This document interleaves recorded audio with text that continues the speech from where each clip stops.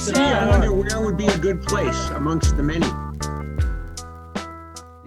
Yeah, no, we definitely need to start that rain dance starting. We actually did that one year in Laytonville. We all gathered downtown and we did a rain dance. And you know what? It worked. It actually worked. It did actually work. Hey, Heidi. Hey, Heidi. How you doing? Perfect. Well, we all need it, so let's do it. Yeah. Then one year I did a painting. It's right there. I did a painting of rain falling on trees, and I swear to God, when I finished it, it rained the next day. No, but she did the painting in Hawaii, and then she flew home and she brought what they call the Pineapple Express. Yeah. The rainfalls that come from Hawaii up to here. So she literally brought it with her. Perfect. Yeah. So I see we have some new people on here. Lucy Story. You want to say hello? We see your picture or not? It's up to you, but say hello. Oh, she might have run to the back room. We're getting personal here. Well, I said the back room. Oh, the back room. And Stephanie. Hello, Stephanie. Hi, Stephanie. How you doing? Hey, how you doing? Nice Fine, how are you? Well, I know how you are.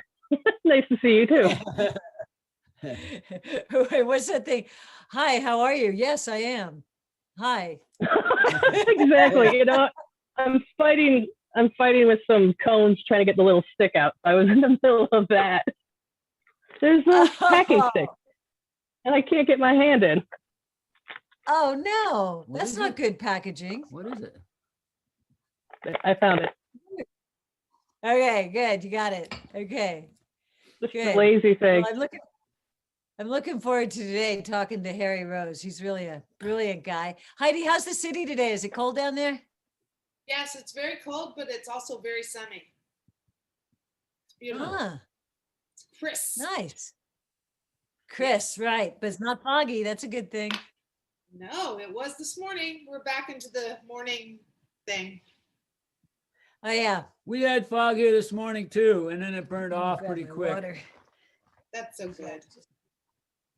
That's so good. So, but we've been, the Cal Fire wants us to clean up our gutters on the house and get all debris off our roof. So we've got a couple of young guys blowing and sweeping our roofs and emptying our gutters and so on. This fire season's early this year. Yeah. So we want to be prepared. Yeah. You know what? I'm doing Last that. year- My son's coming to do my roof because, you know, I've been told I'm not allowed to do that anymore.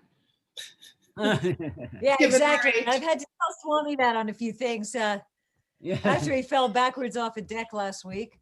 Yeah, Great. he's a pretty amazing guy. He's bounced back. He had a very badly bruised back for a couple days, but now he seems better. But Well, that's because I bounced when I landed. Good. By the way, Nikki, excuse us for a moment here. Check it out. Check it out. Frozen shoulder. I know. It's been a year. It's almost a whole year, year. isn't it? I Unbelievable. know. And I'd say I'm like 99% there. Yeah. Me too. Not 100 yet. I love that we had it at the exact same time. We could commiserate together. Yeah, for those of you who don't know, it's a problem a lot of women have called frozen shoulder.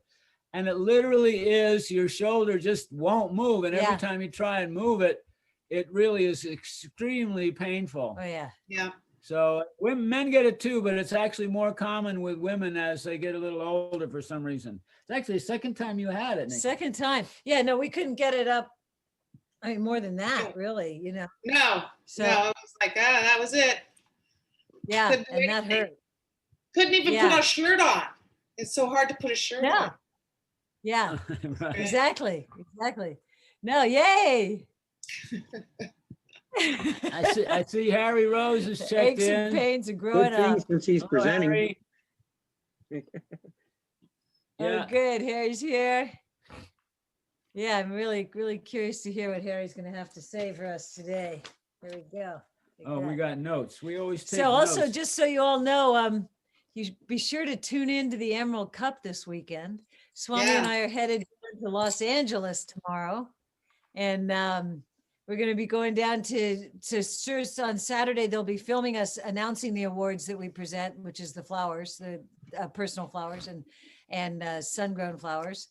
And then on Sunday, there's the big event. It starts at 4:20. Everybody can watch it for free on SCTV, which is Social Club TV, SCTV.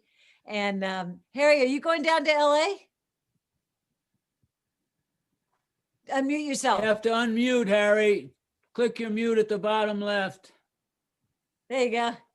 Hey, Nikki Hi. and Swami, how you doing? Great. Good to see The you. offer has been made, but I'm not quite COVID ready yet, so Oh, I'm gonna be holding off. yeah, I don't blame you. Smart. I'm super high risk, but I will have my second shot soon and hope to be doing a lot of traveling around the state starting next month.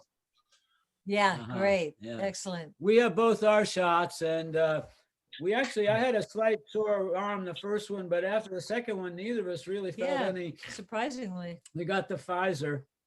That's and, what I got. Oh, good. And I'm excited to Everyone's- have a little bit of freedom. So Oh, yeah. It's liberating. It really is. I Very. mean, we still have to be careful Totally. and all that, but it's just yeah, to go to this thing in LA, because I know people in LA aren't quite as conscious as we are about it. I have a feeling they just don't wear their masks and all that. So Are you- it is are nice you- to know we protect a little more. Are you Right. flying or driving?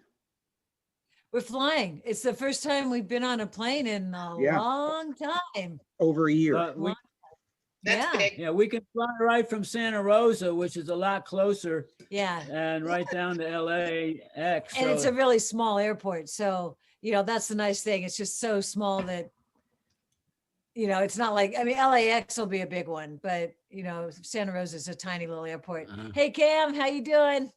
I'm good. How are you? Good. Nice to see you. Live from Likewise. SoCal, California. Yeah. Say hi to Nice. Marnie, will you? She doesn't I come will. on. She's right. She's right in the house. She might come on in a little bit. So Okay, good. Yeah, well, we were talking about how we're taking off for LA tomorrow to go down to the Emerald Cup Awards. oh wow, there she is. Because this year it's all different. It's still virtual, it's just had to be. So we've chosen the winners, made it through that whole thing, and we'll be going down to announce them and have a little party down there to celebrate it. And I think in December, though, Tim Blake is saying there's going to be some sort of, we can't do the regular Emerald Cup. We're not going to be doing that at the Santa Rosa Fairgrounds, but in December, there will be some sort of a harvest festival at the Santa Rosa Fairgrounds. So there won't be award ceremony because I think we finally got the message It's- across that let's wait till that cannabis is a little better cured before we judge it. It was just so Ah, early yeah. doing it at that time. So we'll probably still do it a little later for the cup actually next year, but there will be a celebration in December. So we we're gonna get can't back to wait. normal. I know. We're gonna soon be in groups of people again. It's kind of exciting. It's It gonna be sure is. smaller though. It's gonna be smaller, so make sure you book your rooms, get your tickets quick because it's not Yeah. gonna be like before. It's gonna only be like 5,000 instead of 20. Wow. Definitely gonna be compressed, so core More group. like- get more your like tickets 10 as soon years as you ago. can. And it's split up for just the reasons you're talking about, so that they have a little longer to turn it in. I guess they'll turn in January. And then Mhm. all the judges will have plenty of time, and most importantly, before the judges get it, they'll actually have plenty of time to test it. And Right. and then the awards Great. are going to be in April in LA, so it kind of ties North and South together, and it should be great. Should be great. That's great. Yeah. Looking forward to it. Yeah. Oh, it is great. I mean, for years we were judging when nothing was tested. And boy, at the end of it, we would you'd feel horrible, and it's because Yeah. people weren't all turning in organic, pure grown cannabis, and even if they said Yeah. it was, and we could feel that. So it's really, really nice now that it's tested. And plus, it's very exciting that they're testing for the terpenes now, so that we actually are judging by terpene, where we're actually, everything's divided up by the terpene group for the flowers. So It's you a whole guys new way like to that, do it. huh? You guys really like Uh, that? I mean, you guys are like Well, the first judges ever, really, and sort of the Yeah. core flower judges. So I was really hoping that you guys would be excited about it. I'm really excited about that. yeah, it's been interesting. I mean, one of the curious things, though, something we discovered, and I think was even surprising to Alec Dixon from SC Labs, is that certain terpenes are so strong that even when they're the secondary one showing up in the testing, You taste they them. come through and you think that's got to be ossamine, but yet ossamine was actually the second thing. Yeah. It's interesting. There's certain one, the ossamine and the terpinolene, especially, I think, were the ones that even in their second, they would just take over. And so that was, Absolutely. we all learned from that, that it's not just about the first terpene, it's really about all the terpenes that are in there. And so, yeah, no, we learned Cool. learned a lot more about tasting the terpenes and which ones are like Well, what. it also just brings us back to the whole idea of an ensemble, that there are 500 possible compounds in cannabis. You can't just focus in on one or two and say that's what it's all about.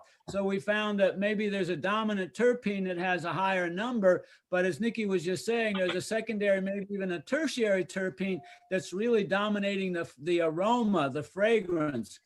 And so we also know that terpenes, I'm sure you'll be able to help us more on this, Harry, that certain terpenes actually have a lot of medical qualities as well. That they have, anti-inflammatory and antifungal qualities. And when those strong terpenes combine with those qualities in the cannabis, then you're really getting a powerful medicine that's the combination of everything in there. So that's one of the things we really learned this way. You've always got to deal with more than one or two ingredients. Yeah. I just love that you guys are getting more education. You're becoming even more intimate with a plant that you're intimate with, and really starting to pick it apart even more. But when it comes to terpenes, sort of the way to look at it is it is an ester, but you can look at it from a drug standpoint, right? I mean, you're taking micrograms of LSD, but you're taking 500 milligrams of acetaminophen, right? So obviously certain compounds are more powerful in smaller amounts than others. So don't be confused by milligrams. And that's, like our tincture line, everybody's like, oh, this is only 10 milligrams. How come your 10 milligrams is different than this guy's 10 milligrams? Well, it's exactly that. It's the entourage or the ensemble or orchestral effects. All of these compounds do interact with each other and independently. They all interact with your receptors and the other enzymes that get released from your receptors that control the neurons and different things in your body for body function to create normally homeostasis. And when you introduce cannabinoids into it, you're basically knocking your endocannabinoids off of those receptors and creating new reactions within your body. So it's really wild. It's really wild that you guys are now. I'm super stoked for the cup that they're doing this, and I hope to see it in other categories as well. Yeah. Because No, I think it's really really interesting. fascinating to learn that. And I know they are going to also announce, I believe, at some point, which one had the highest terpene, which plant actually did. So Total that's terpenes, really, yeah. Now, That's here's the interesting. thing about that, though. The thing that drives me nuts about this is test results, okay? We have to, as manufacturers, put total potential CBD and THC on everything, right? Doesn't matter whether it's flower or tinctures. We're not responsible to put anything else on there. And so when they say total cannabinoids, 30%, that's a load of Right. pucky, because we don't Yeah. test for all 218 or whatever cannabinoids. And it's the same thing with terpenes. It's very disappointing to a lot of us live rosin extractors or even live resin, where you see certain terpene contents, and they're only testing for 15, 20, 30, not 380 that the plant expresses. And so they say total total terpenes 4%. I call BS on that because if we tested for every compound, those numbers would go up. When people take a COA and add terpenes to cannabinoids, you don't get 100%. You never do. So, it's a little misleading. And so I don't know how that's going to change, whether they can actually show us, there's actually 30% total terpenes, even if we don't break them all down into what they are. But I think it's important for people to realize that. But Interesting. it's the cost of the testing that it makes that prohibitive, and so on. What are they all in there, right? And which ones are the most important ones? But I was just reading, Harry, maybe you can elucidate Wait, I this. just want to say one thing. It's 4:20. I just wanted to say, everyone, it is 4:20 if you Okay, want to light up. Yeah. And Cheers. just so for the people that have joined us, that this is Harry Rose that's joining us today from Rosette Wellness. We're super happy to have you here, Harry. Thanks so much for coming. He's also very involved in the Emerald Cup as well, working that to a higher level. But I was reading also that the cannabinoids and the terpenes also interact with other receptors inside the body. Maybe you can talk about that. I was just reading somewhere that cannabinoids also interact with the serotonin and melatonin and opioid receptors. Is that true?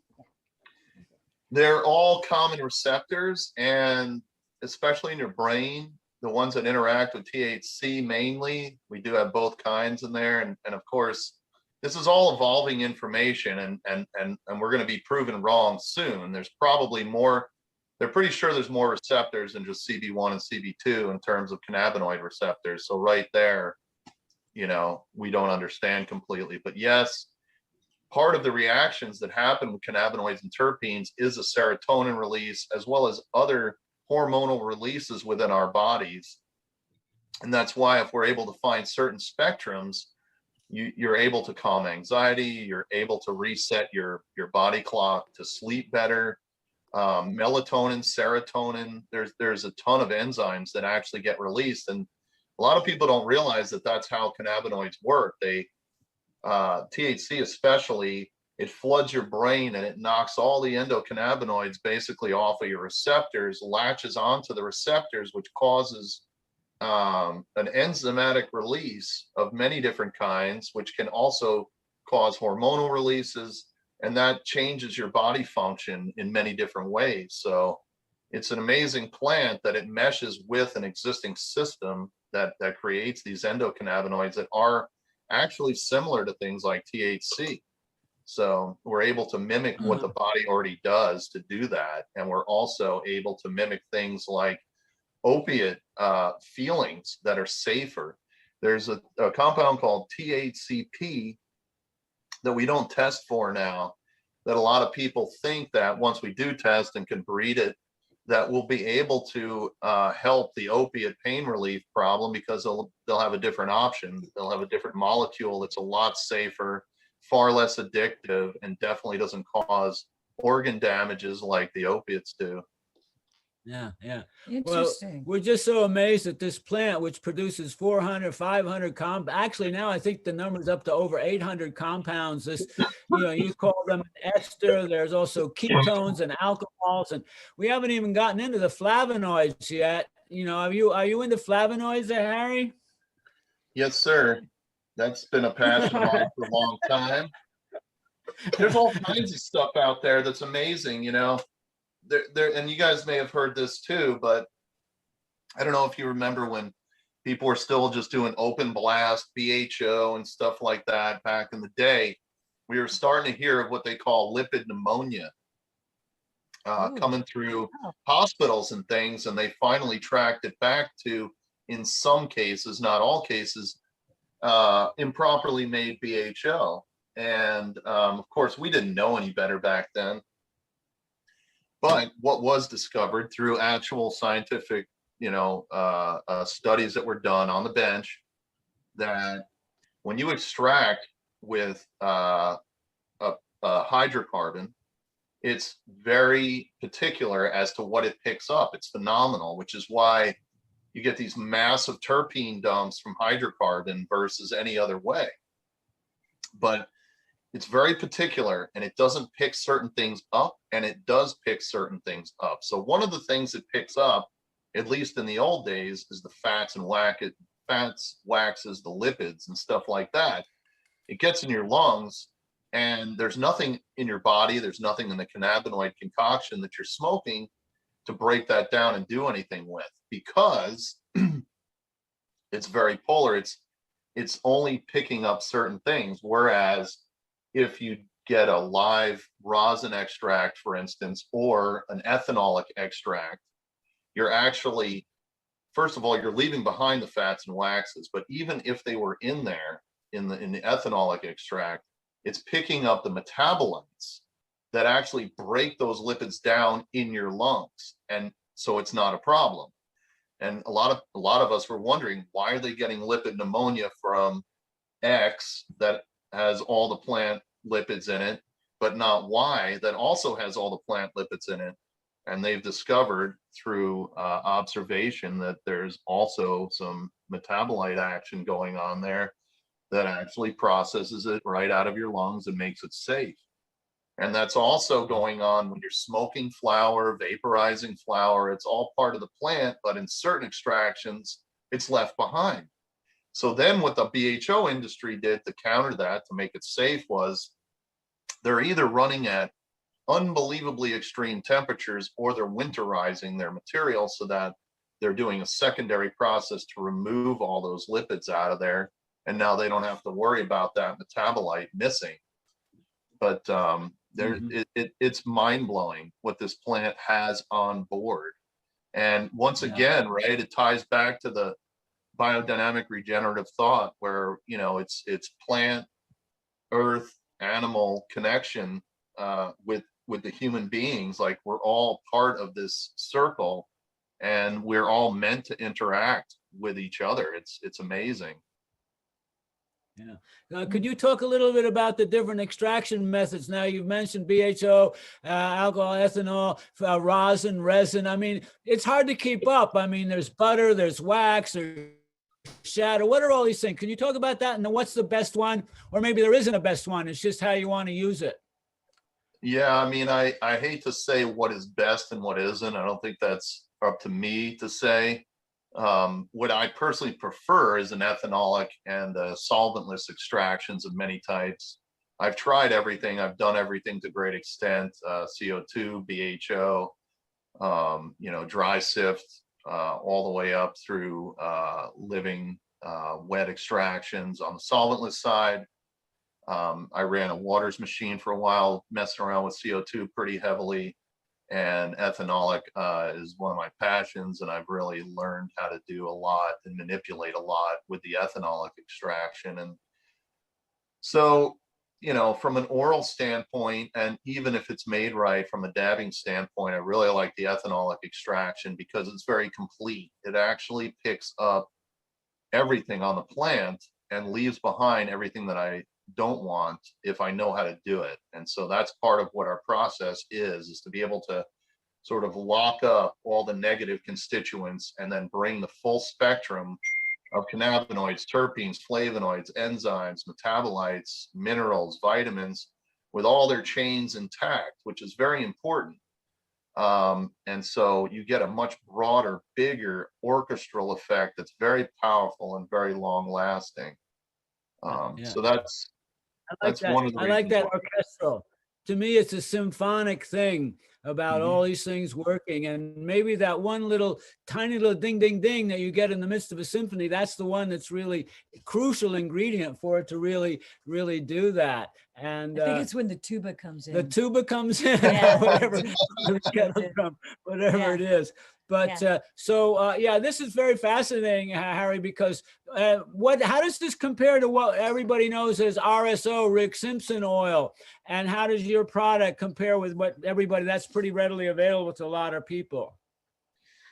So Rick Simpson oil, I mean, there's a ton of terms out there, and Rick Simpson oil is a crude version of what we do. Basically, we make an amazing Rick Simpson oil. You can call it FICO, cryoethanol. Back in the day, before Rick Simpson even did that, video, the Phoenix Tears, Lawrence, Ringo, and myself had a few conversations with him, and he shared some information about it. And really, we were just making things. I mean, he was making it with naphtha, first of all, which is toxic and Right. very hard to get in the state of California. But we decided to use grain alcohol because that's what we could get. And it's made at room temperature. So there's a lot of contaminants that come through. And then, you're boiling it in a rice cooker. And so a lot of the oils as well as the contaminants kind of get scorched. And so God bless it, it is what saved my life. Let's be clear on that, okay? Because that's all I had back then, and that's what started my whole journey.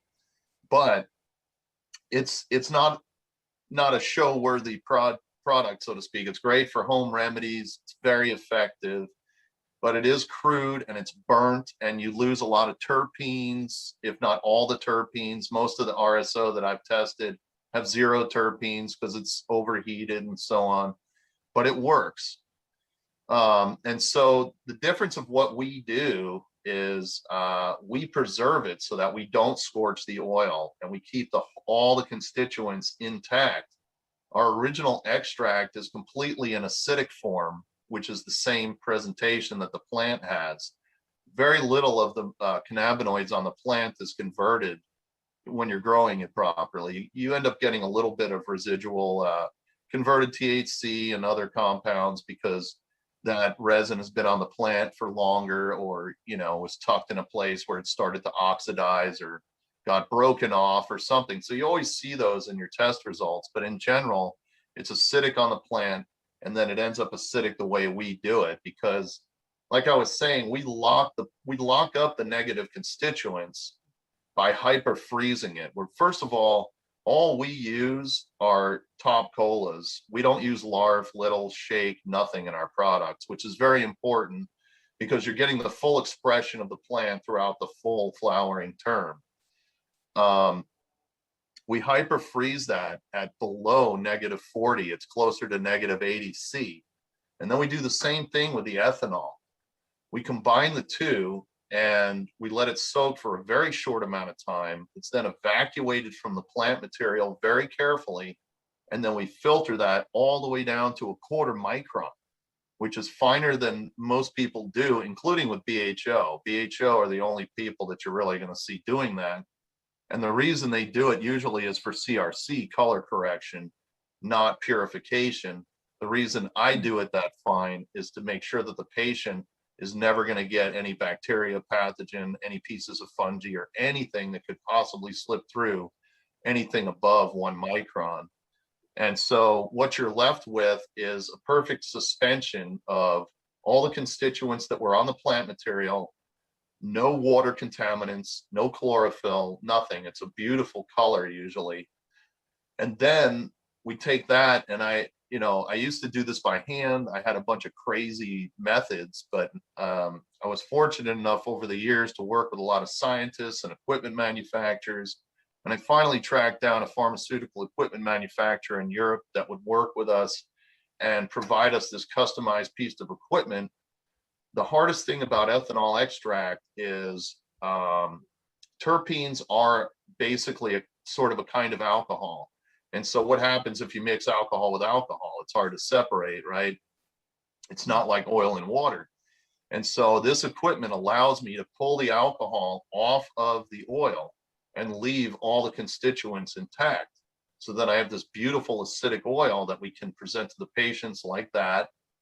Or we can go through, we have a very low temperature, careful decarb process that also keeps all of these bonds and all the terpenes intact, because normally when you go to decarb something, poof, off goes all the light terpenes, which are some of the best. And so The mono, yeah.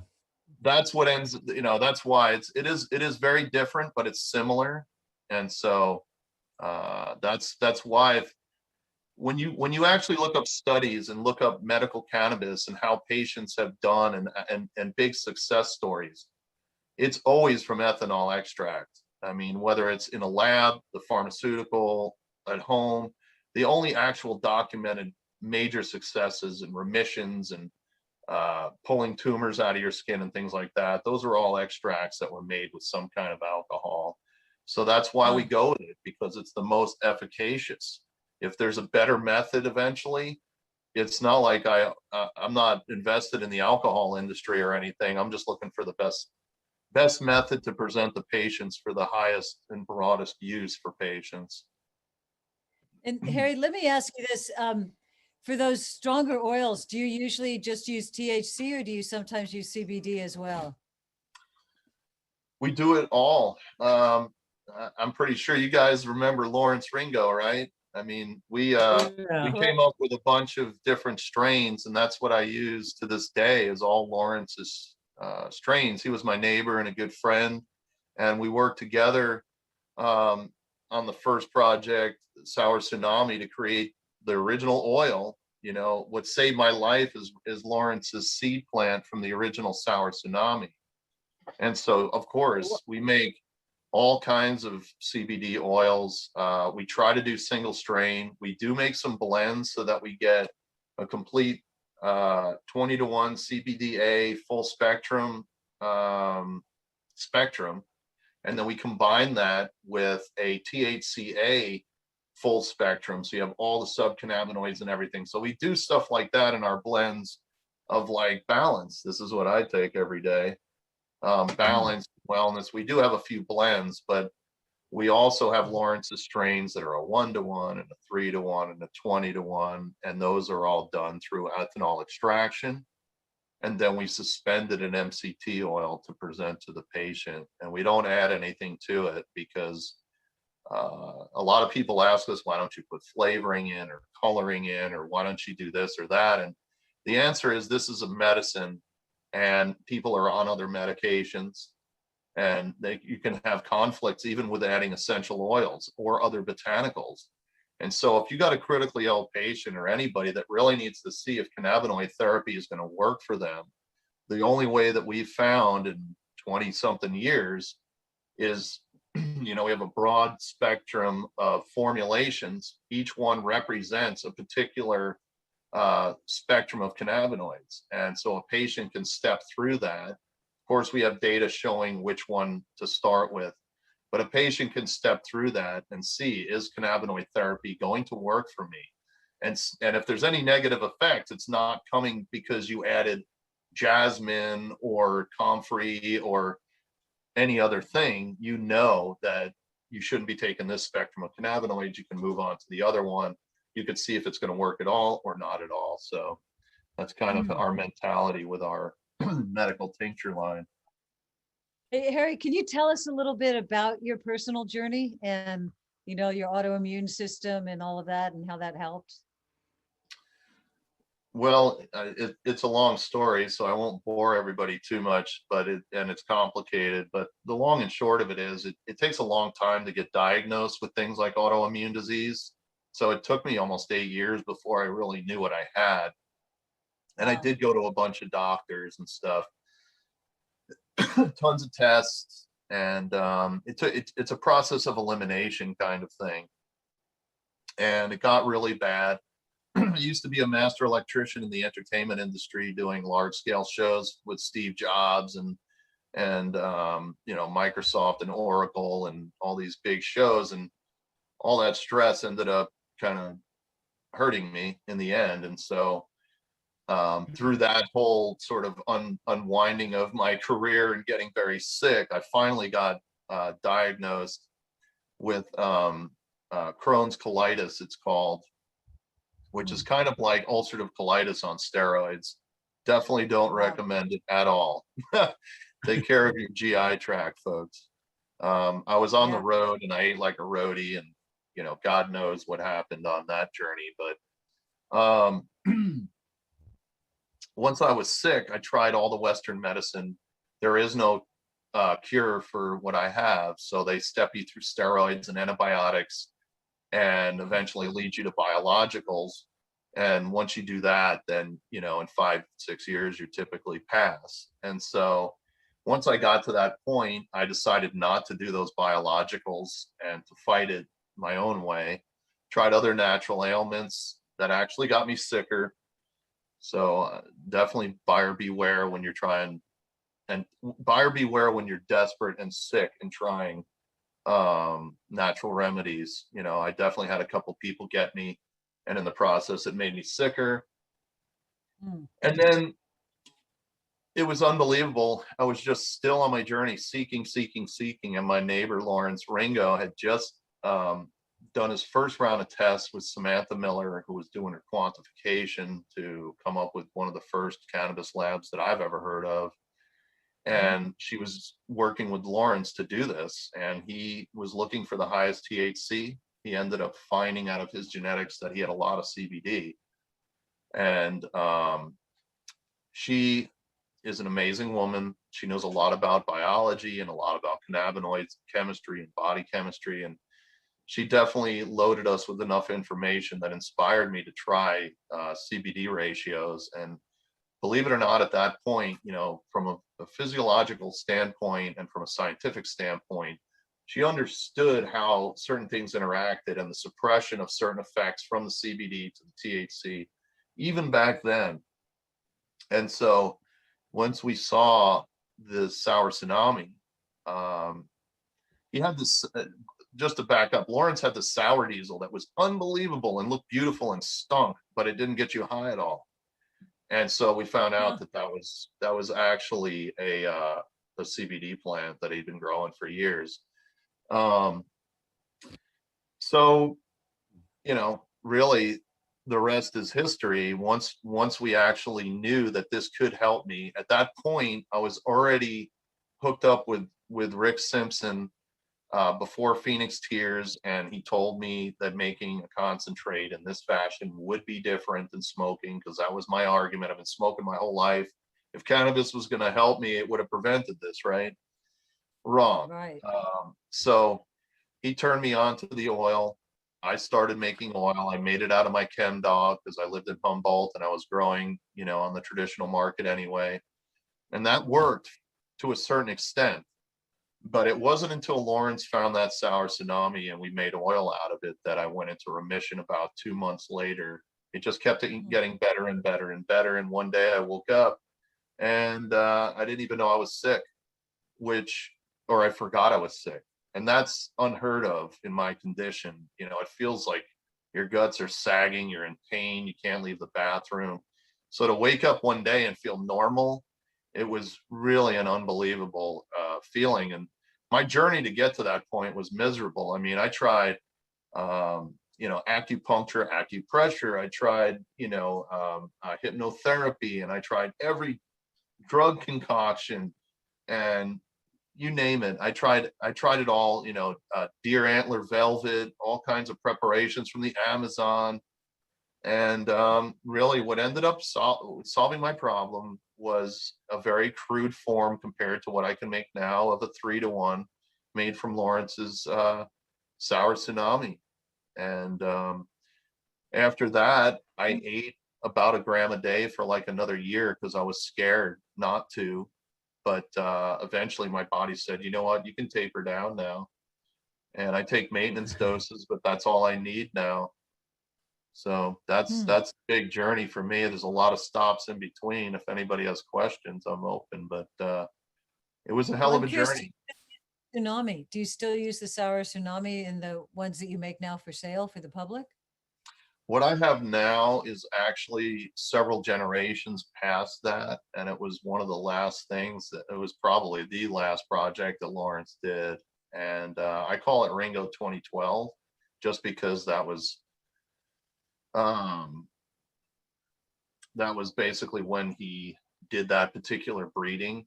And that's the one that I stuck with. Now that has sour tsunami and Canasu in it, along with the original Dr. Courtney French AC/DC. Yeah. And he did a massive pheno hunt.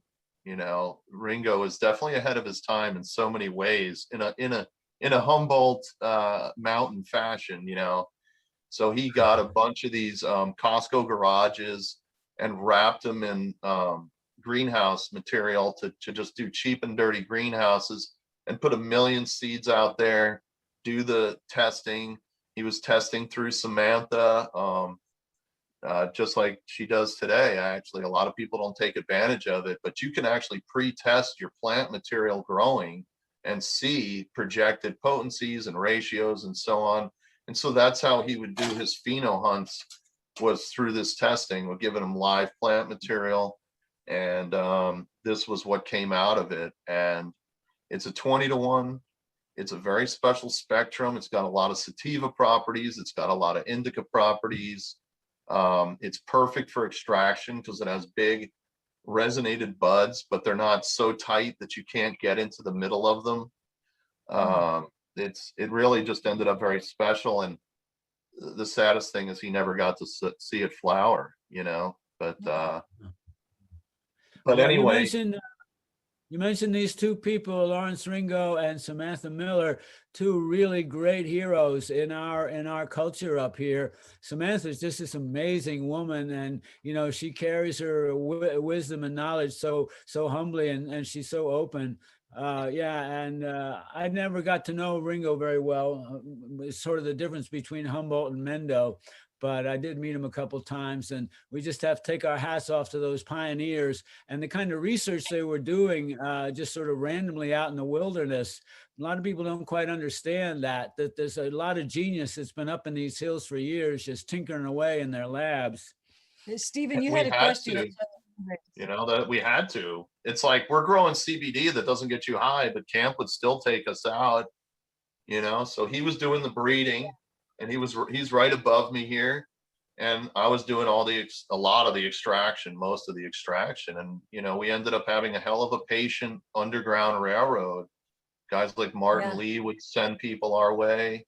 All kinds of people came from all over the world to come get oil, and it was a hell of a thing, which is why I ended up formalizing what I do into a company, because Ringo and I had like 100 people coming at us in a week in the mountains. Wow.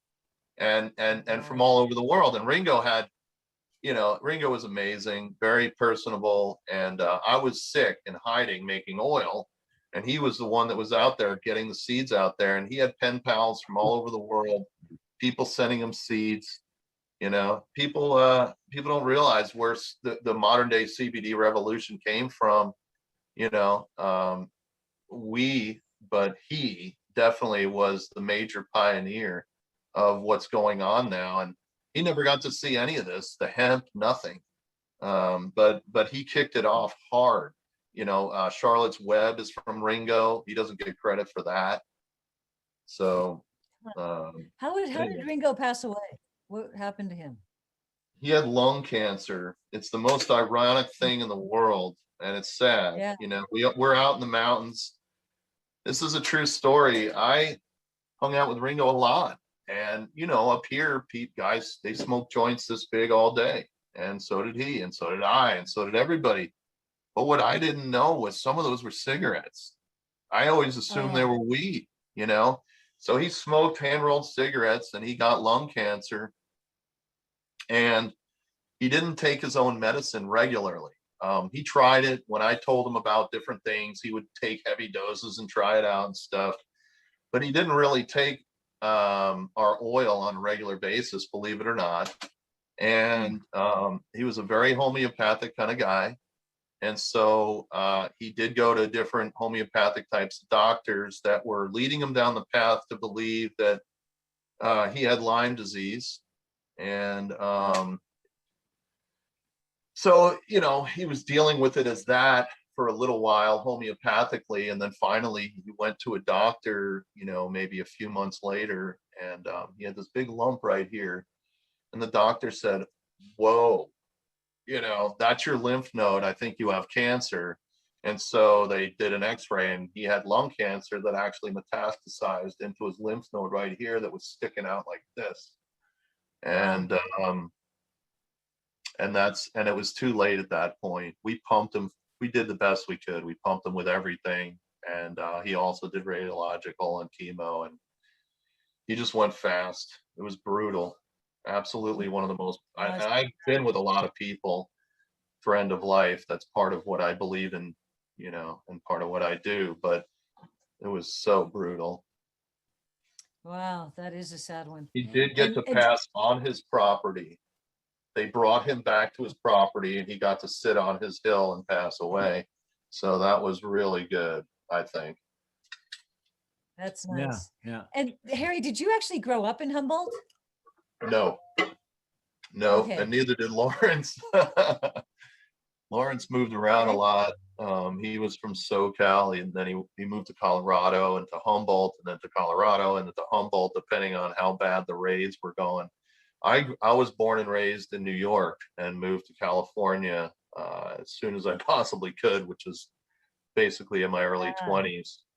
Right out of high school, Okay. I went on the road doing rock and roll tours, and so I wasn't ever home. I didn't really have a home for years because I was just touring right out of high school. And every time I came to California, I never wanted to leave.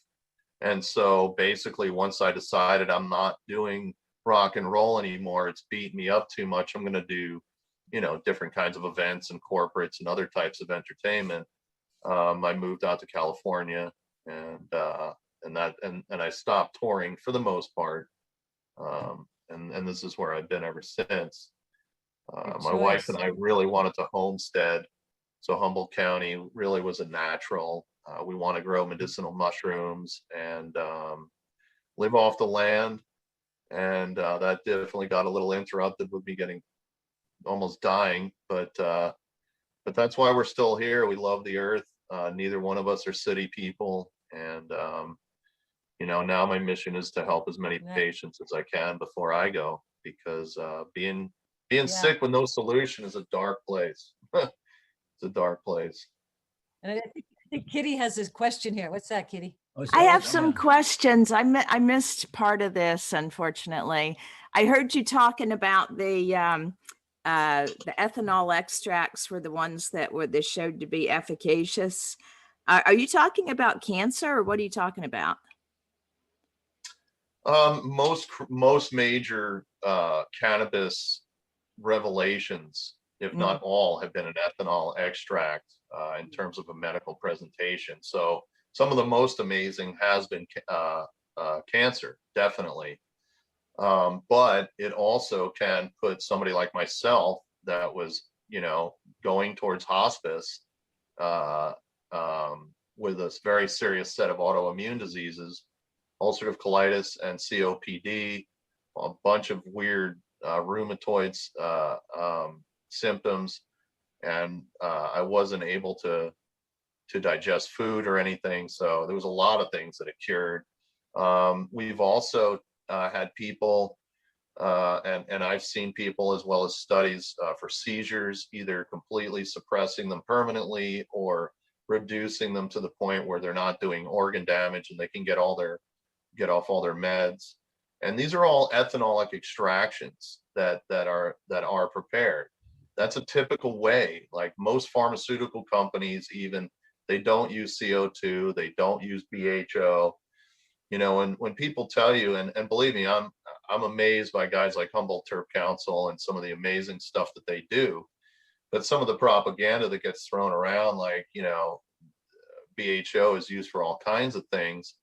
There are some essences that people do, but what they're really talking about is canola oil. There's certain nasty food cooking oils that are made with extraction methods like butane. So, it's used for tinctures. The definition of a tincture is an alcohol suspension. I have another question beyond Okay. the ethanol. Go for it. And that is decarboxylated versus not versus raw. Is raw shown to be just as efficacious for things like cancer?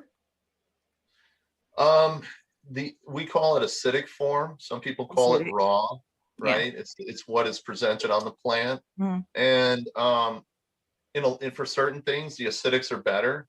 And the main thing to keep in mind is there is no one size fits all for any drugs, never mind cannabis. And there is no silver bullet. But I can tell you that CBDA, we now know, is more bioavailable than CBD.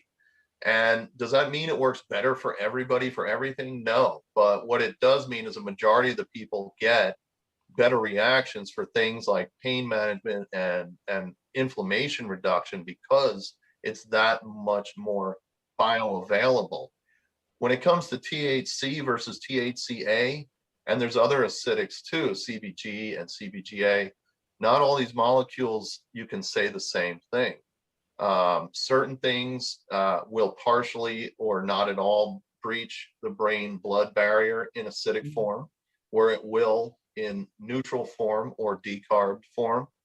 So it's a very long-winded question, but in our experience, because we have such lack of real full spectrum data on actual human patients, all we have is people like myself, 20, 30 years worth of data on thousands of patients. What I end up doing is working with these patients and creating spectrums like our balance, which has acids and neutrals in combination in full spectrums. And so you're getting, again, an orchestral effect. So the CBDA for certain people in this formula is going to help certain things, and the CBD is going to work and actually make that more efficient. And it's the same thing with the terpenes. It works the same exact way. Another question? Interesting. And Stephen, did you have a question up there? Yeah, Unmute a couple of things actually. First of all, I'm guessing you're talking about Samantha at Pure Analytics, just to plug her. Yeah, Samantha Miller. Yeah. Right. So just to plug her because she deserves it. No, she definitely does. She's part of the reason why I'm sitting here talking to you, and I thank her daily for that. Yeah, I was in that industry for a while and got to meet her and chat with her several times. But anyway, in terms of your products, so can you tell me a little bit about the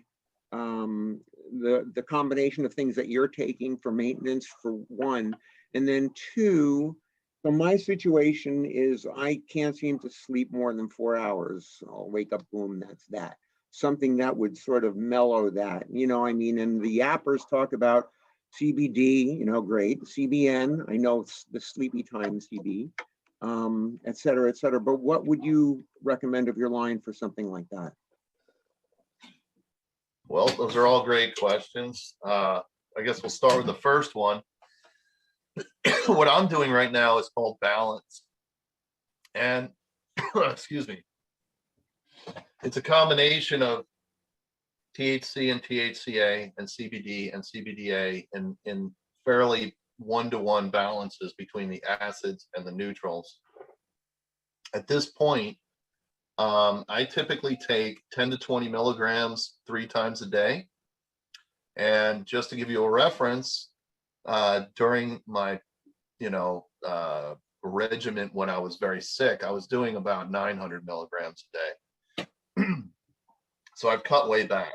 And I've noticed if I go below this, and that's full spectrum cannabinoids, that's not THC, that's total cannabinoids, okay? If I had to break that down to THC would be a quarter of that, because that's the way this formula works. I also take very powerful probiotics every day that actually come from humans. Most probiotics come from pigs or cows, and so they help with digestion, but they don't actually inoculate you and create the full spectrum of gut flora that I need and everybody needs to get your natural digestive rhythm. Those are 2 musts. And I think the other thing that I take constantly as well is a lipospheric vitamin C. It's a very special vitamin C that actually goes right into your blood instead of digests. And so you don't pee it out. It's kind of like doing an infusion. So it's very special, very powerful, and it keeps me well. And getting through things like COVID too, it really, keeps my immune system going.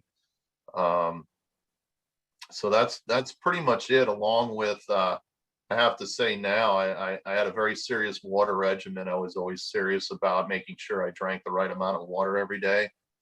It's very important to stay perfectly hydrated, especially in my condition. It leads to a lot of problems later in life that you wouldn't have if you stayed hydrated. And now I'm using a Kangen water machine. So I'm actually drinking, electrolyzed, alkalized Kangen water that's micro-clustered and stuff. And that actually has added a whole new level of energy to me. I actually, noticed that just from drinking different water. So in terms of my personal regimen for autoimmune disease to keep myself in remission, after a major regimen and heavy cannabinoid regimens, that's what I'm down to. For sleep, I've worked with thousands of patients for sleep, and it's complicated. So out of our line, specifically, that's why I have this. It's called REM, and that is for sleep. But we've worked with a lot of patients. We've done sleep studies with, them wearing monitors and so on.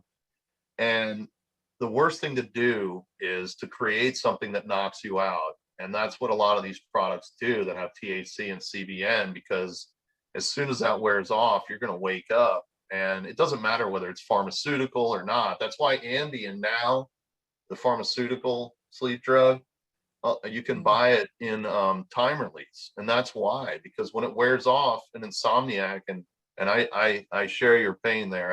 I've had bouts of insomnia. I'm definitely one of those people. So I've worked hard on this and worked with a lot of patients. But it's a journey. And if you want to ever take this offline, I'd be happy to talk more about it. But it's a journey.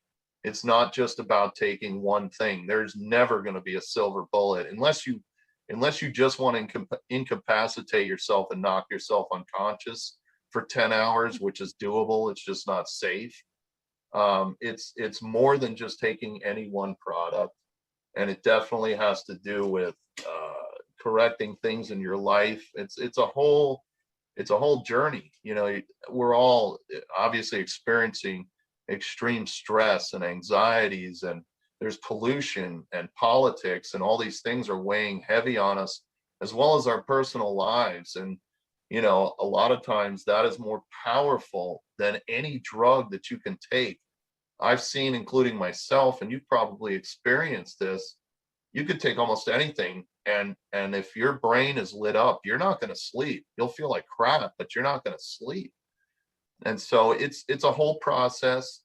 And I believe very wholeheartedly in hypnotherapy. I was turned on to some excellent hypnotherapy. I use this guy that actually is the head of the British medical system's hypnotherapy department. He's very well accredited. And that's a big part of how I helped myself during my healing, during my IBD flare-up. And it's definitely something that I use to help me sleep.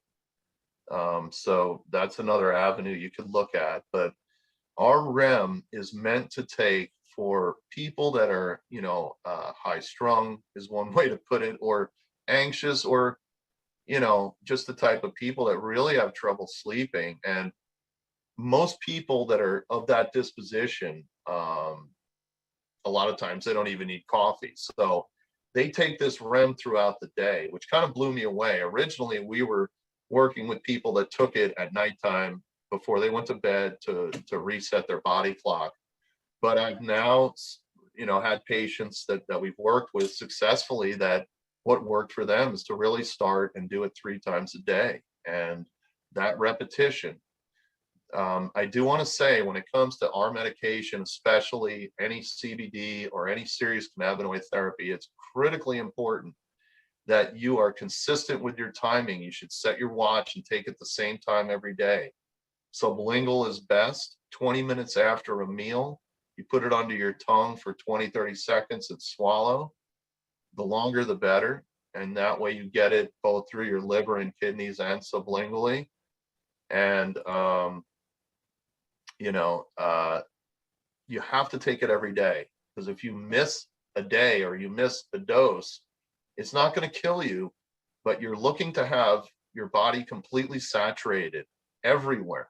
And you need these molecules, you need to give them time to do that. And especially those of us that are challenged, that, you know, not everything is working perfectly, that may take a little bit longer or shorter or whatever. So you'll notice incrementally, if you take it the same time every day religiously, after 3 days, you'll notice a difference. You'll notice a bigger difference after a week, and even a bigger difference after 2 weeks and a month, and so on.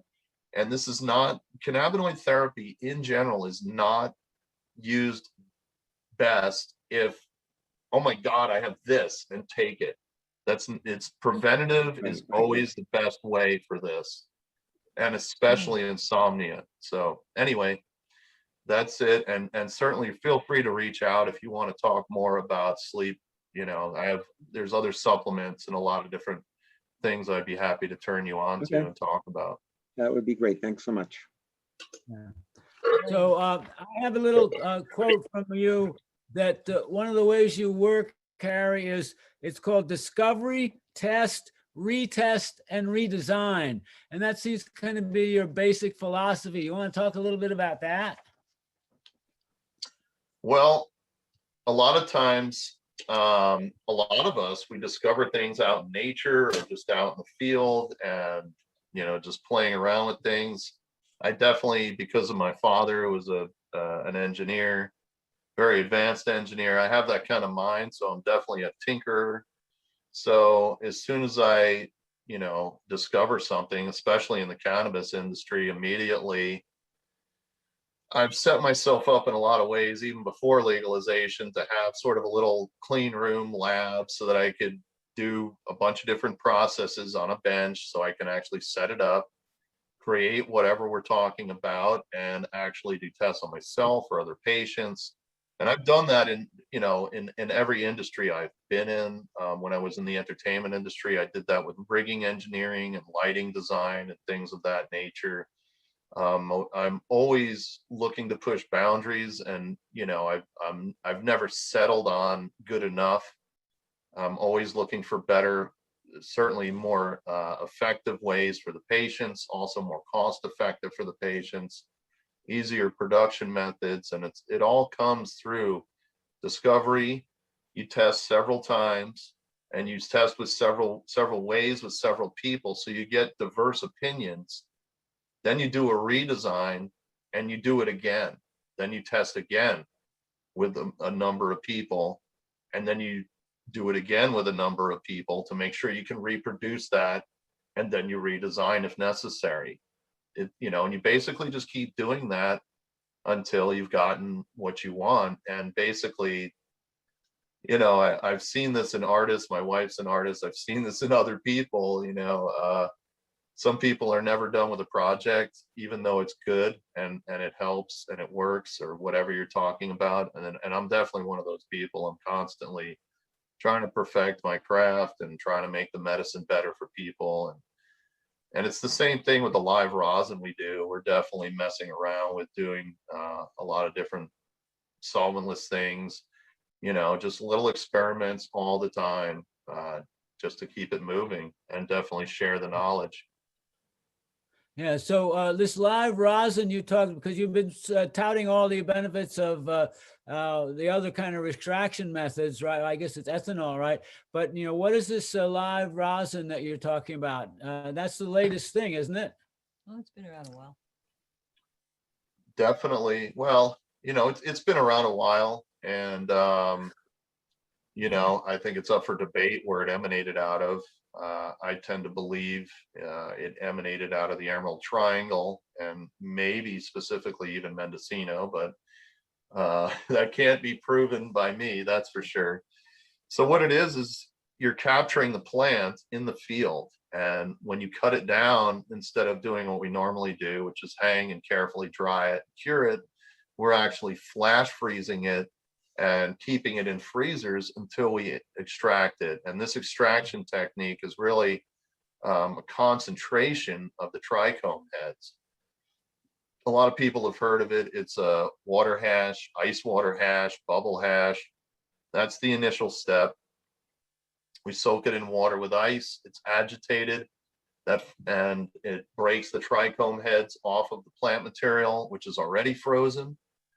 It falls down through several filters that go from coarse to fine. And we look within those filters, once we get past where there's contaminants for the actual trichome heads, we look under microscopes with our eyes and various things to isolate with the different microns, these different sized trichome heads. In saying that, we can only use certain strains, certain cultivars that can produce these types of what's called stalk capitate style heads that can snap off the stalk clean and give us a full spectrum once we do something with that. So we then take that bubble hash that's from fresh frozen material. So if it wasn't frozen, it would be very sticky and unworkable. So we have to keep it frozen the whole time that we're working with it. We then take it and put it on trays typically that go into a freeze dryer. And then the freeze dryer, we run at the lowest temperature possible so that we don't evacuate any of the volatiles. And it's basically super dried at that point. We've removed all the water moisture, and we've left behind all the terpenes and cannabinoids and all the stuff that's actually inside of the trichome head. And it's important to note that what you get with bubble hash, and this is partially, reverting back to the ethanol, what you get with bubble hash and rosin is not the same as an ethanol extract or a hydrocarbon extract, because those pick up all the constituents from the plant material versus just what's inside of the trichome head. And there's additional terpenes in other, you can't get all the trichomes with bubble hash, and there always will be other types. And so ethanol picks it all up, and bubble hash is just the trichome heads. If the bubble hash is a good enough grade, we're going to sell it just like that, as what they call 6-star full melt. And you can dab that directly.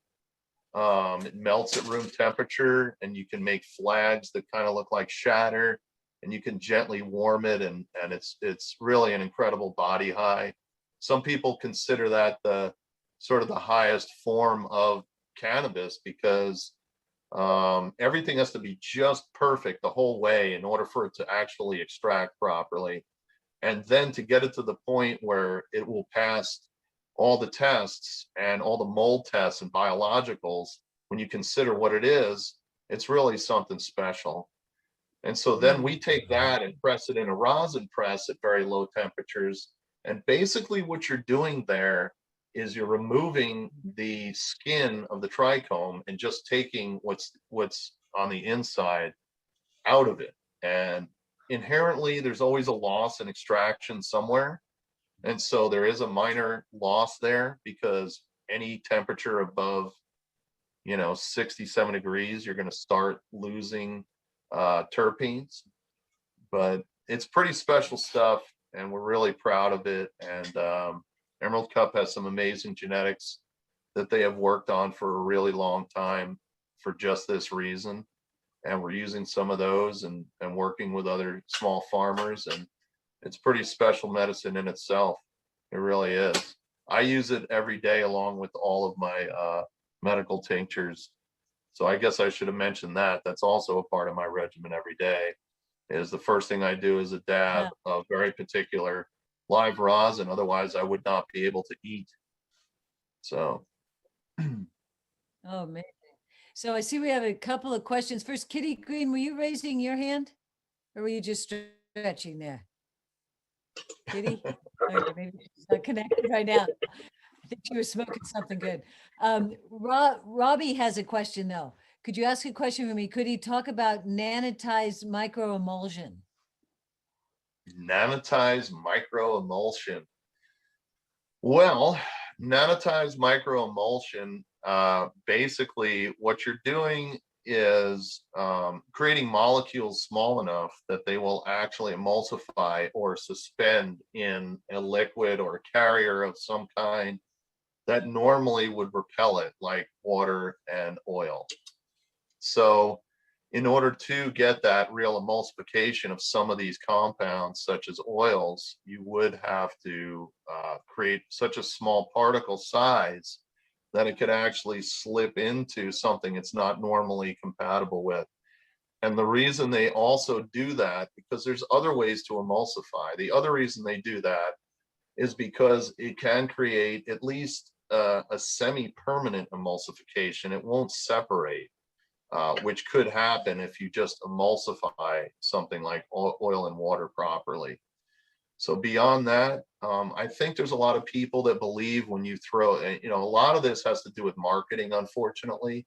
I think that when a lot of people throw the word nano out there, they think that automatically it's better, it's going to penetrate better, it's going to have better bioavailability. There's really nothing that proves that. We do have proof that other things like medium chain triglycerides are extremely bioavailable and compatible with human structures and metabolisms and so on. But really the jury's out whether it's worth it or not. It is fancy technique. You have to have, specialized packaging so it doesn't eat it up. So I think that it's a kind of a wait and see thing. It's not that I'm opposed to it. It's just that a lot of it seems to be a marketing gimmick, because I've personally tried a lot of these nanotechnology tinctures, and I've tried doing nano separation with our tinctures, and I don't notice any higher efficacy at all. I think that the real magic is in keeping the molecular chain of the cannabis plant intact and presenting a true full spectrum extract. So far, I've seen that as the most important factor. So I hope that answers the question. Another question? Yeah, no, that was good. And Kitty Green, you're there. Kitty, did you have a question? Maybe she has her sound off. I don't know. Okay. I saw her raising her hand, but she may have just been stretching. Okay. Yeah, Wilbur, what's your question? You didn't ask Harry about the first time he got stoned. You're right, Wilbur. You're keeping track. Oh my God. Now you're going to make me think. Good one, Wilbur. Thank you. Speaking of which, cheers. Smoking on some Emerald Cup forbidden grapefruit. Oh, good. Well, That tastes the actual first time I got stoned, not many people know about, because I wasn't with like high school friends or anything. I grew up in New York, and I had a sister. I have a sister that's a little over 5 years older than, or yeah, just around 5 years older than me. So you could imagine at certain time periods that really makes a difference and influence, right? Such as when she's in her teen years and I'm not. So she was in high school, and when I was very young, around I think 12-ish, maybe 11-ish, she had shown me hash and flour and different things because she was excited. She's in high school having a good time, and I'm her brother. And so we ended up pinching a joint from her, and my friend and I went outside, and we really had no idea what we were doing. I had parents that smoked cigarettes, so I totally understood the concept, because my parents had been smoking for a long time. And let me caveat this by saying my parents were pretty old to have kids. My dad died when he was 88, and I was in my 40s. So he was definitely an older father. So he, watching them smoke, I knew how to inhale, and I was around secondhand smoke. Nobody thought about that back then. So I was a little bit tuned into the cigarette thing at that age too, unfortunately, and it did lead to me smoking tobacco later. But anyway, we kind of knew what to do, but we were clumsy at it. We took the joint and took some deep inhales and exhales, and we woofed this whole joint down. And the next thing I know, I woke up on the grass in front of my parents' house, them waking me up, saying, it's nighttime. What's going on, guys? You guys are tired, and I was totally disoriented. And yeah, it's kind of a weird, maybe not as exciting of a tale, but that was my first time getting stoned. Wow. And And where was it in New York exactly? What town, or where did you grow up in New York specifically? at that time, I was in New City, New York, which is 20 minutes over the GW Bridge. It's one of the first exits into the suburbs. It's very close to the city. And my parents were both New York City folk. So we were there a lot, but they had a place just outside the city. And both my parents lived in Queens and Manhattan. So that's where we were a Wow, lot. you must have really wolfed that down, because most people, when they first get high, that first time you don't really always feel it so much. So either your sister I had some did. really good feedback then, or I think my sister always got good weed and hash. That's first and foremost, which is kind of wild in itself. And then it was a little while after that, then it was me actually going out and getting cannabis. And so, there was a lapse in between that time and the next time of maybe 2 or 3 years. And that's kind of an even funnier story. So I found out that a friend of mine in high school, this was right out of 8th grade, the summer of 8th grade. I found out that he sold weed. And so I got some, and we were hanging out, and he rolled one up, and I smoked it. And that first time I was so stoned, I now know that it felt like an acid trip. Things were coming in and out, and I definitely had weird little subtle hallucinations and unbelievable euphoria. I loved everybody, even people I didn't like, I loved. It was one of those things. So that was an incredible experience. And from there on out, what's wild is when I started at that point, I instantly became a daily user, literally. It was 0 to full with me. yeah. Well, feeling love is a good thing. So that's a good thing. That's a very good thing. Cannabis Harry, has I have always been good for me. Where can people find your products also? Rosette Wellness products and Emerald Cup Supply Co. products are throughout the state of California at licensed dispensaries or cannabis stores. And probably the best way to look for that would be on the Rosette Wellness website. There is a dispensary finder that you can put in your area, and at a distance 25, 50, 100 miles, and see what's around you. And we do update that, I would say, every other week or so when we get it in or out of new stores. Things happen. You end up not being in a store, and one week you end up with 5 new stores. And we're definitely expanding heavily into Southern California is our goal. Most of our presence is in Northern California, several stores in the Emerald Triangle, and in the Bay Area. If you're in the Bay Area, a great place to get it is Saba. Get Saba. Woman-owned, great company, and they really take good care of the patients, and they'll come right to your house, and they have our entire line. Great delivery schedule. So that's what I would recommend. Good. Kitty, you got a question there? Yeah, well, I do. I want to give you a plug because recently somebody told me that for cancer patients, your products were the best. So that's just what I heard, word of mouth. And I'm just curious, how many cancer patients have you personally worked with? And to really get to know your different ratios and what works for what kind of people. Thousands. Mm-hmm. Wow.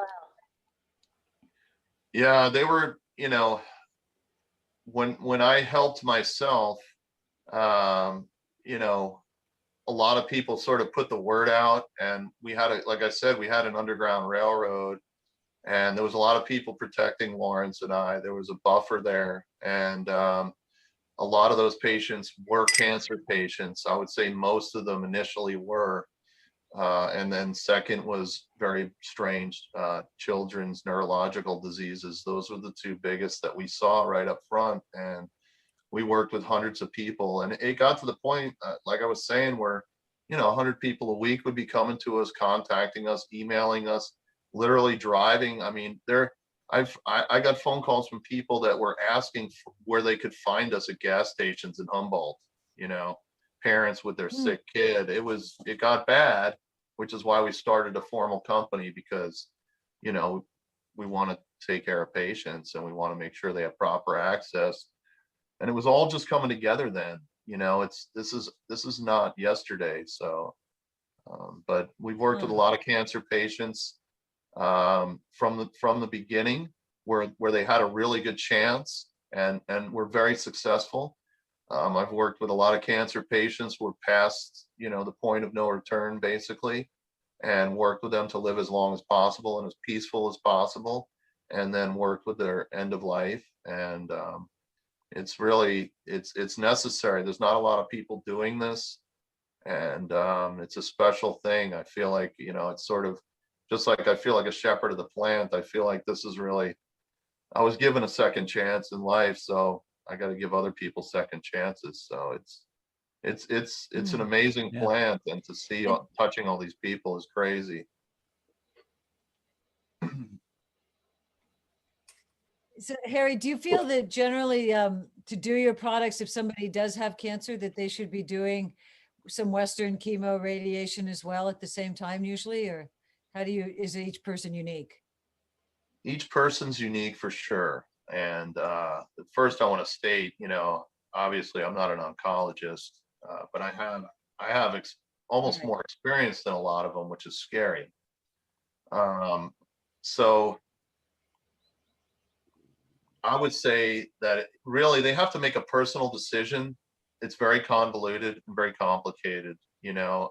Ideology comes into this. There's a lot of people like myself that grew up thinking that you had to go to a doctor for diagnosis, and it's entrenched that we have to do what they say. So some people, it's the right thing. I've had plenty of patients that have done chemo and or radiation along with very serious cannabinoid therapy and do great and go into full remission and live, a lot longer than they ever would have, and they're still alive today. I've also worked with patients where that hasn't worked, and I've worked with patients where they didn't do the chemo, where they decided to take the full route with cannabinoid therapy and see if that worked before going to chemo, and I've had that work or not. And I think the biggest thing about cancer is, unfortunately, unless you're rich, the medical system is different. And the biggest difference is when you're rich, they have a whole team of doctors that look at your whole body when you're sick and all your systems at the same time. Unless you have very good health care, they just look at symptoms and they treat that one spot. And what really needs to happen, and I struggled for years to get people to do this, but people are starting to take it more seriously now. I believe that you're going to spend a lot of money and time battling cancer. And so the most important thing is to really stage yourself and understand what's going on. So on top of that original diagnosis, I always recommend that patients go and do a real full body PT scan, looking for cancer anywhere else in the body, because a lot of times, just like in Lawrence's case, they found it in his lungs, but it was already throughout his whole body. And so if it's already throughout your whole body and your bones, and there's really no chance sometimes of going into remission, for that person to go and then take bags of poison and radiate themselves, I absolutely don't believe that that's a smart move. I think that you're going to torture yourself and probably end up dying in a hospital versus in your bed with your loved ones or in the woods or where you want to be. And so I have not seen good outcomes, unless that advice is taken. I think that it's very, very important to do that full body scan immediately, and do not take any treatments until you know whether it's metastasized or not, where it actually originated, whether it's in your blood, in your bones, or elsewhere. So it's pretty heavy duty, and a lot of people go, oh my God, my insurance isn't going to cover it. The insurance isn't going to cover a lot of things. And so for you to pull together a few $1,000s to do this scan will definitely be worth it, because it's going to cost so much money in chemo and radiation, and it may not be worth it. And your quality of life is going to be terrible because of it. Radiation, you get 3rd-degree burns through your whole body to where it goes. It's gnarly. So anyway, that's my little rant about cancer. Well, And I think Kitty Green does have a question. Unmute yourself, yeah. In Japan, after radiation, they prescribe hyperbaric oxygen. You have to stop the radiation with the oxygen. You have to make that barrier so it doesn't keep spreading. That is correct. And they do that here too now. But I can tell you that it doesn't always work. And again, if you're targeting one specific place without actually staging yourself and knowing where it is in your body elsewhere, it's terrible, because you're going to just zap one place and it's not going to solve your problem. I mean, I could give you 1,000 examples that will probably make me cry, but I've just watched people get tortured, and then, you know, after several treatments and failures, they finally do the full body scan because it's accepted by insurance at that point, and they don't have to pay for it, and they find out that it's complete, their whole body is full of cancer, and they're a goner anyway, and they could have not done that and lived a much more peaceful life. In the end, cancer can be extremely painful in ways that you can't touch with anything but things like cannabis. And as it turns out, chemo and radiation can actually exacerbate that pain. And so if you remove that and just go through the natural life cycle, you know, there's no easy way to talk about this stuff, but it is the circle of life. And so, you know, you have to make some very serious decisions at that point. But a lot of people feel like it's best to end peacefully rather than take that breathtaking risk of being brutalized and dying a horrible death in a hospital. It's terrible. Yeah. Wow. Well, thank you so much, Harry, for this wisdom and this in-depth exploration of these things. We're so grateful for that, man. And blessings to you. You're a true hero, man. And Ringo and all these other people have been working without any recognition back in the hills. It's just an amazing thing to hear your story. And you know, I hope you can write it down sometime and get people to know this. But I mean, I just thank you for all the work you're doing for everybody, man. God bless. Yeah, it's brilliant. Somebody has to do it. Somebody has to do it. Thank you guys for the opportunity. Love you guys. It's always a pleasure. And I just feel blessed to be here, really. This is an amazing time in the history of the world. And I hope I live to see, you know, cannabis really prosper in its proper manner, what she really deserves. Yes. Right. Well, I've been studying the history of cannabis now for a while, and you know, from most ancient times, it was always the go-to medicine for just about everything. And the Roman army used it, and I mean, it's just the alchemists used, and you know, they're the ones who precursors, the alchemists, making these tinctures and salves and spagyric reductions and all these different things.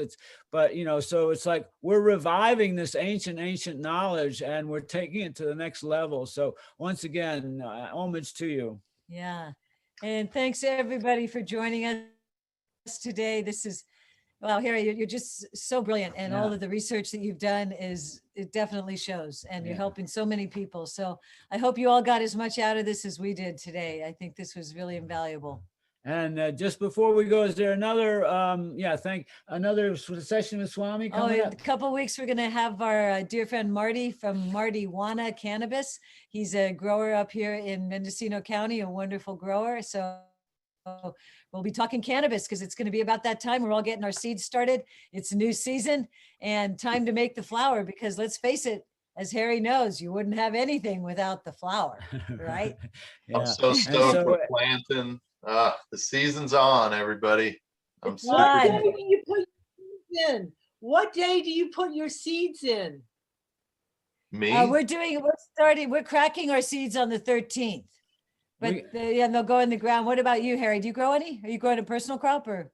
I do seeds for personal and for mothers, and ours were started at the last opportune time. We start early on because I want to sex early and select because we only get 6 plants. And then the other thing is we're breeding for medicine.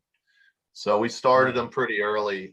Most of our stuff are established moms that we take cuttings from and do light deprivation. But for my personal, we're going to be doing some awesome seed plants of from Cup Genetics and Mr. Jesse Dodd from BioVortex blessed us Oh, with yeah. some Yeah, good stuff. Jesse, great. Good friend. Yeah. Great. Anyway, so anyone who wants to get Rosette products, just go online to want to repeat that website again, Harry? You can check us out at rosettewellness.com.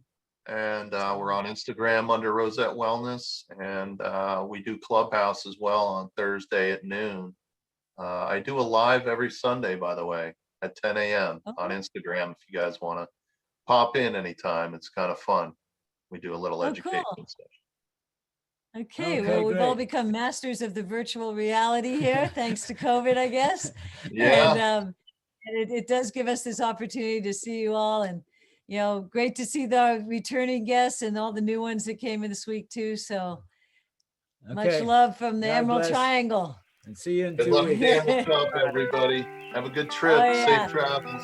Tune All in right. this Thanks Sunday. so much, Harry. Bye-bye, everyone. Much love. Peace. Namaste. Namaste.